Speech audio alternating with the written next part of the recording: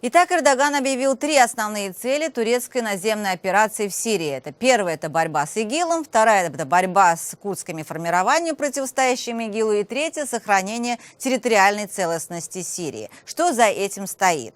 Прежде всего, Джераблус, город, который на данный момент оккупирован ИГИЛом, так называемым ИГИЛом с 2013 года, находится всего в километре от турецко-сирийской границы. В нескольких 100 метров от него находится поселок Каркамыш, который подвергается ракетным обстрелам со стороны ИГИЛа практически ежедневно, что случилось уже вчера, например. Таким образом, Турции надо было себя обезопасить. Дело в том, что в течение уже нескольких дней курдские военные формирования, так называемый Курдский демократический союз, воюет против ИГИЛа и пытается вытеснить его с территории Джераблуса и близлежащих районов.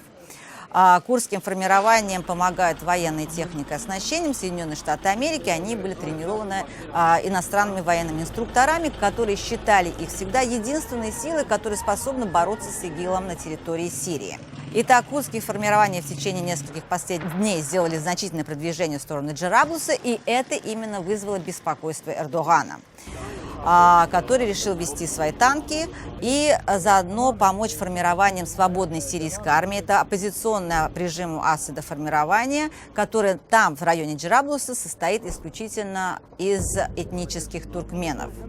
Эрдоган боится, что если курдам удастся вытеснить ИГИЛ из Джераблуса, эти районы освобожденные займут курды, и это сможет стать началом основания курдской автономии на территории Сирии. Именно это имел он в виду, когда говорил, что следует сохранить территориальную целостность Сирии. Для Эрдогана и для Турции это неприемлемый вариант. Создание курдской автономии на границе с Турцией, когда у Турции есть своя курдская проблема, недопустимо для Турции.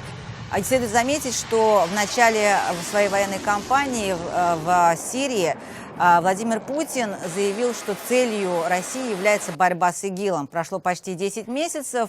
ИГИЛ как в Сирии был, так и есть, но российская авиация бомбит в основном районы, которые находятся под контролем противостоящих Асаду формирований. Эрдоган тоже самое, спустя 10 месяцев говорит, что будет бороться с ИГИЛом, вводит туда свои танки. На самом деле такое ощущение, что все решают свои проблемы, а ИГИЛом, как ИГИЛом, никто там не занимается.